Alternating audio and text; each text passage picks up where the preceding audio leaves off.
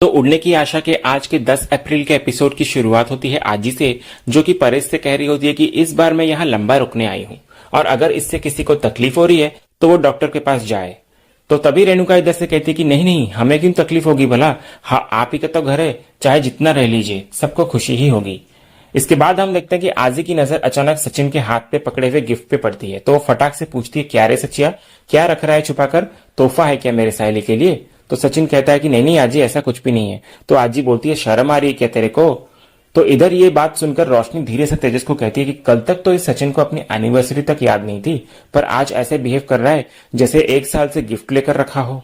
तो तेजस फिर बोलता है कि बाबू छोड़ो ना, ये दोनों बहुत बड़े नौटंकी है और हो सकता है सचिन जानबूझकर अपनी एनिवर्सरी भूल गया हो ताकि कोई गिफ्ट ना लाना पड़े। तो इधर सचिन दोनों को खुसुर फुसुर करते देख लेता है और बोलता है कि क्या रे तोता मैना की जोड़ी, तुम लोगों का क्या हर टाइम खुसुर फुसुर चालू रहता है। वैसे भी साइली है ना, दूसरों की तरह गिफ्ट की भूखी नहीं है। तो इधर से तेजस कहता है पर तुझे कैसे पता चला कि हम क्या बात कर रहे हैं।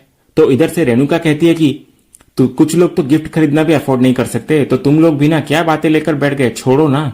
तो साइली इधर से उसके बाद कहती है कि मैं सबके लिए चाय लेकर आती हूँ, आजी आप बैठिए ना। तो आजी आकर सोफे पे बैठती है और रेणुका को बोलती है तू क्या रे अपने आप को समझती है रेणु, और मेरे सचिया को क्या कचरा समझती है तू, मुंह खोलते ही तेरे मुंह से जहर क्यों उगलता है हर वक्त।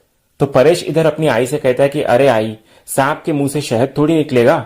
और फिर वो तुरंत रेणुका की तरफ देखकर कहता है मैं तो बस मिसाल दे रहा था। तो रेणुका फिर इधर से कहती है कि हो गए शुरू तुम माँ बेटे, और मैंने थोड़ी कुछ कहा, सचिन खुद ही अपनी सालगिरह भूल गया था, इसलिए मुझे लगा कि गिफ्ट भी नहीं लाया होगा, और उस वीडियो के वायरल होने के बाद इसको सवारी भी नहीं मिल रही थी, पैसे की भी तंगी होगी ना। तो सचिन ये सुनकर इधर से कहता है कि ए बाबा की बाई को, पैसे हो या ना हो सब मैं मैनेज कर लूंगा, तो तेरे को इसमें घुसने की जरूरत नहीं है।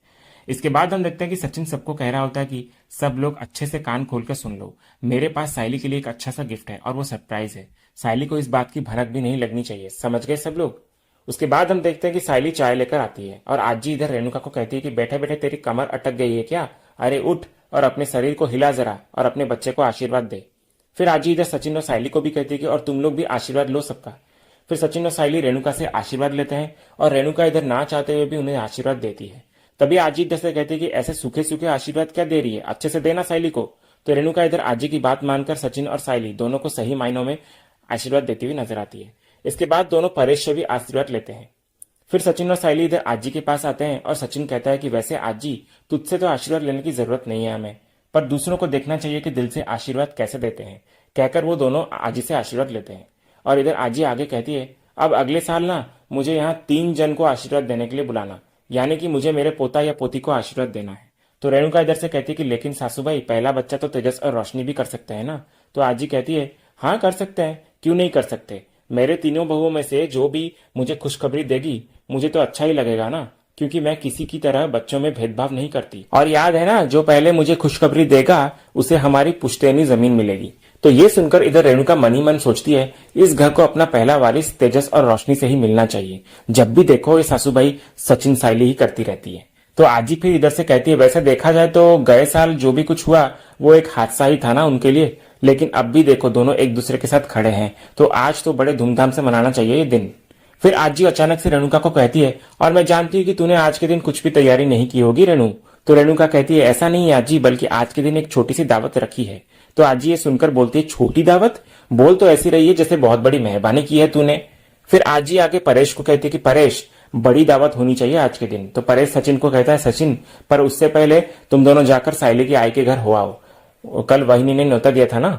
तो सचिन कहता है कि लेकिन बाबा अभी क्यों जाने का है, आजी आई है ना, उसको छोड़कर थोड़ी ना जाऊंगा मैं कहीं। तो आजी इधर से सचिन को कहते कि अरे सचिया तेरी आजी तेरे लिए जितना जरूरी है ना उतना वो परिवार भी तेरे लिए जरूरी है, इसलिए तू जाकर आशीर्वाद लेकर आ, मैं हूं अभी यहाँ पर।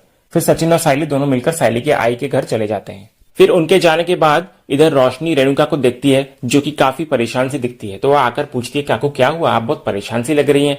तो इस पर तेजस बोलता है कि एक्चुअली क्या है ना बाबू, आज जी की जब भी एंट्री होती है ना तो आई के चेहरे की ब्राइटनेस डलनेस में बदल जाती है। तो रेणुका भी इधर से कहती है कि जब तक सासूबाई यहाँ रहेंगी ना सारे काम मेरे ही मत्थे मड़ेंगी, और कुछ भी कर लो उनके लिए वो खुश तो कभी नहीं होंगी, और आज तो वो खुद ही बोली कि काफी टाइम तक वो रुकने वाली है, पता नहीं कब जाएंगी। तभी उसी वक्त आजी की आवाज आती है कि सुन भाई मेरा सामान लेकर अंदर आ। तो रेणुका तुरंत जाकर आजी का सामान उनके कमरे में ले जाती है। उसके बाद अगले सीन में हम देखते हैं कि साइली और सचिन शोभा के घर पहुंचते हैं। और इधर जूही दोनों को एनिवर्सरी विश करती है। फिर शोभा आकर दोनों की नजर उतारती है और फिर शोभा सचिन से कहती है, जमाई बाबू हमें माफ कर दीजिएगा, वो वीडियो देखकर हम सब घर वाले होकर भी आपको गलत समझ बैठे, तो दुनिया वालों ने तो कितनी बुरी नजर लगाई होगी आप पे, और तुम दोनों के रिश्तों में बहुत सारी मुश्किलें आई हैं, इसलिए डरती हूँ, क्या करूं, एक माँ का दिल है ना। तो सचिन इधर से कहता है कि कोई बात नहीं काकी, तेरी बेटी है ना साइली, ये पूरी दुनिया के सामने मेरे लिए खड़ी हो गई। और आज जी ना बचपन में कहानी सुनाती थी मेरे को सत्यवान सावित्री की, तो ये जो साइली है ना, ये आज के जमाने की सावित्री का अवतार है। जब पूरी दुनिया मेरे खिलाफ खड़ी थी ना, तो ये साइली थी जो मेरे लिए खड़ी रही, जो सब झूठ से पर्दा उठाकर सच को सामने लेकर आई।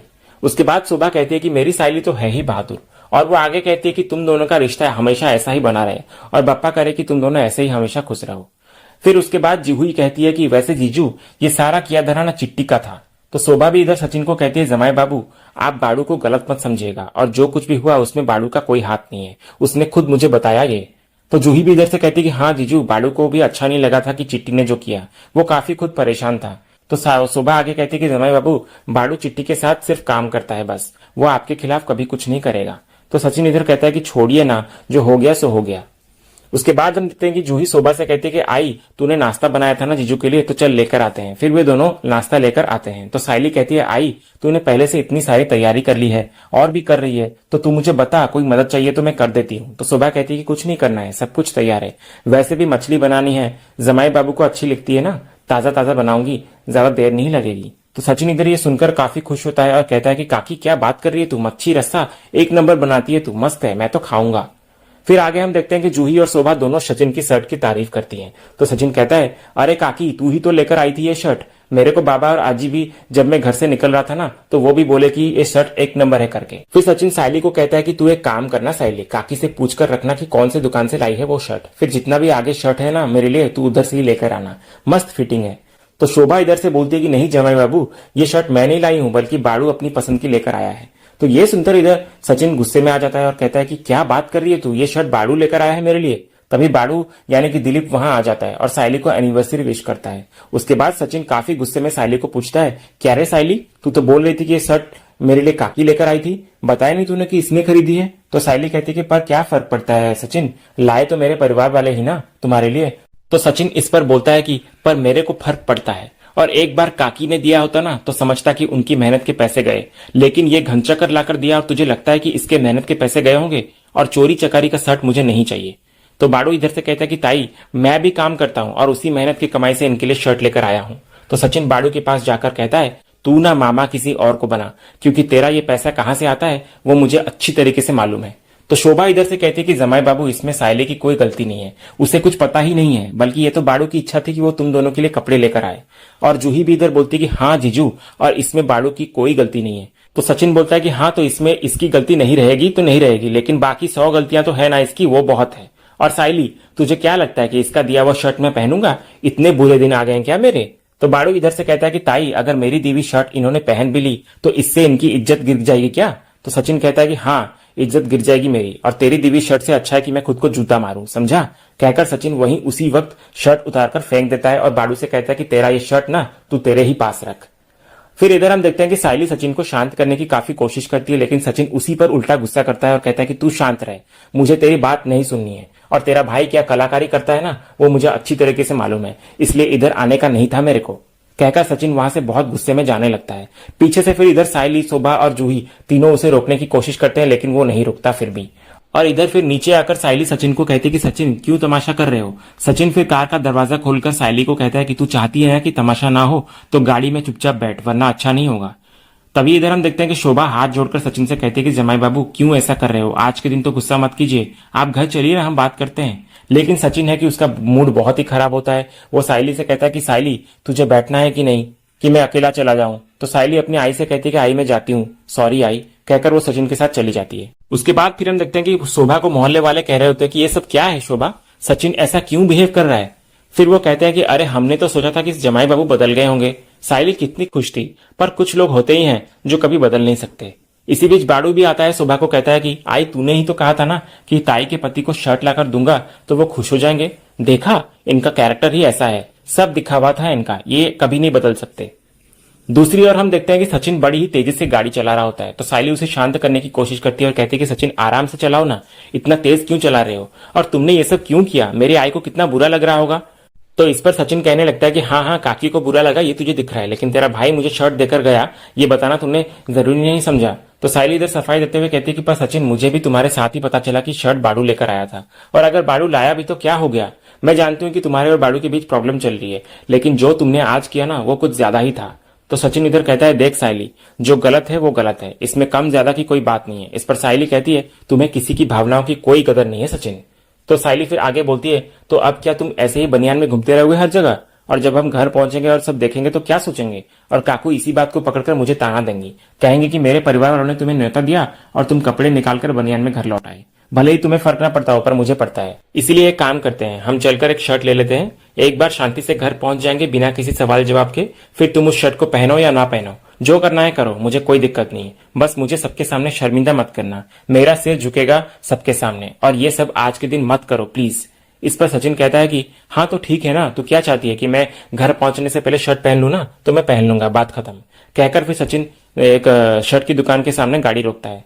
तो सचिन फिर बनियान में ही उतरने लगता है, लेकिन सायली उसे रोक लेती है और कहती है कि तुम गाड़ी में बैठो, मैं तुम्हारे लिए शर्ट लेकर आती हूँ, और मुझे तुम्हारी शर्ट की साइज भी पता है।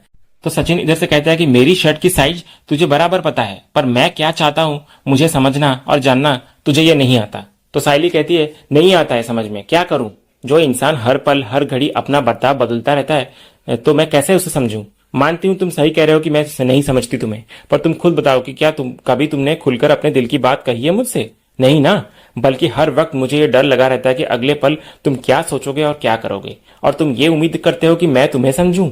तो सचिन फिर इधर से कहता है कि तुम लोगों को ना सबको अपने हिसाब से बदलने का है, पर खुद नहीं समझने का है कि मैं क्या बोलना चाहता हूँ, इसलिए बता रहा हूं तुझे, सचिन ऐसा ही है और ऐसा ही रहेगा। तो सायली कहती है तुम्हें जो भी बोलना है ना तुम अकेले गाड़ी में बैठकर बोलते रहो, मैं तुम्हारे लिए शर्ट लेकर आती हूँ। तो सचिन फिर इधर से कहता है क्यों गाड़ी में बैठूं, मुझे भी मेरे शर्ट का साइज मालूम है, तो मैं जाकर खुद ले सकता हूँ। कहकर वो दुकान के अंदर चला जाता है और एक शर्ट खरीद कर पहन लेता है। उसके बाद अगले सीन में हम देखते हैं कि घर पर रेणुका काम करके थक चुकी होती है। वो बोल रही होती है कि सारा काम करके इतना थक गई हूं मैं, कितना काम करूं मैं, पूरा बदन दुख रहा है मेरा, और ये फूल वाली भी अपनी मायके चली गई है। उसी वक्त तेजस आता है वहां पर और रेणुका को इस हालत में देखकर उससे पूछता है कि क्या हुआ तुझे आई, इतने पसीने क्यों आ रहे हैं तुझे, और तू ऐसी गधा मजदूरी क्यों करे जा रही है। तो रेणुका फिर इधर से कहती है कि गधा मजदूरी करूंगी तो भी चलेगा, और एक टाइम पर सीमेंट की बोरियां उठाऊंगी तो भी चलेगा, पर ये सासूबाई ने आते ही ऐसा काम पे लगा दिया मुझे कि सुबह से एक टांग पर खड़ी होकर पूरा किचन और घर का काम किया है मैंने। तो तेजस इधर से पूछता है कि पर ये सब अकेले करने की तुझे क्या जरूरत थी आई।